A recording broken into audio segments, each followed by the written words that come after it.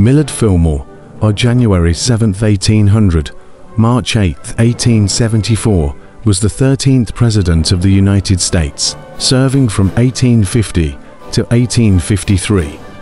The last to be a member of the Whig Party while in the White House. A former member of the U.S. House of Representatives from upstate New York, Fillmore was elected as the 12th Vice President in 1848 and succeeded to the presidency in July 1850 upon the death of Zachary Taylor. Fillmore was instrumental in passing the Compromise of 1850, a bargain that led to a brief truce in the battle over the expansion of slavery.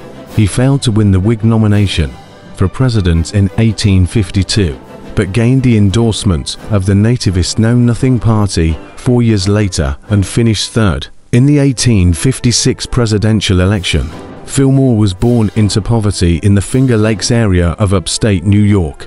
His parents were tenant farmers during his formative years. Though he had little formal schooling, he studied diligently to become a lawyer. He became prominent in the Buffalo area as an attorney and politician, and was elected to the New York Assembly in 1828 and to the House of Representatives in 1832. Fillmore initially belonged to the anti-Masonic Party, but became a member of the Whig Party as formed in the mid-1830s.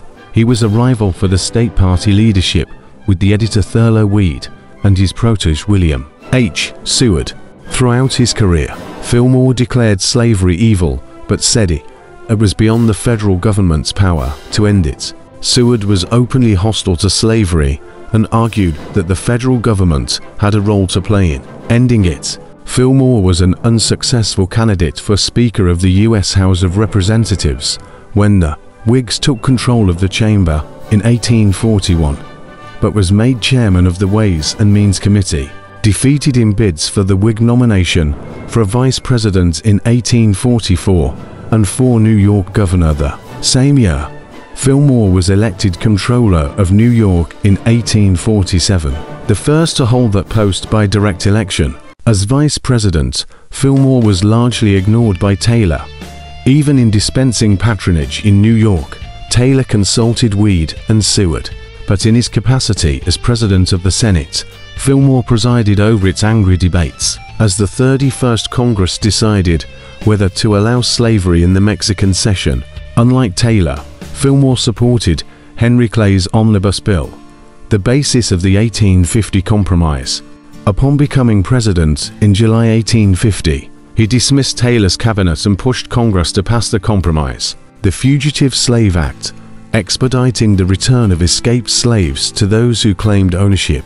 Was a controversial part of the Compromise. Fillmore felt duty-bound to enforce it, though it damaged his popularity and also the Whig Party, which was torn between its northern and southern factions. In foreign policy, he supported U.S. Navy expeditions to open trade in Japan, opposed French designs on Hawaii, and was embarrassed by Narciso Lépez's filibuster expeditions to Cuba. Fillmore sought the Whig nomination for a full term in 1852, but was passed over in favor of Winfield Scott. As the Whig Party broke up after Fillmore's presidency, he and many in its conservative wing joined the Know-Nothings and formed the American Party.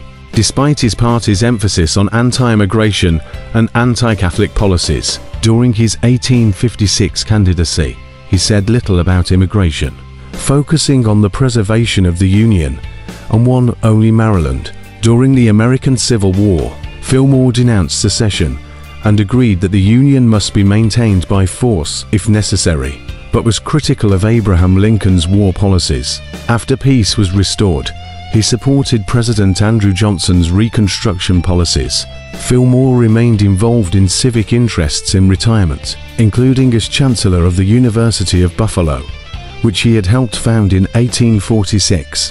Historians consistently rank Fillmore among the worst presidents in American history, largely for his policies regarding slavery, as well as among the least memorable. His association with the Know-Nothings and support of Johnson's Reconstruction policies further tarnished his reputation and legacy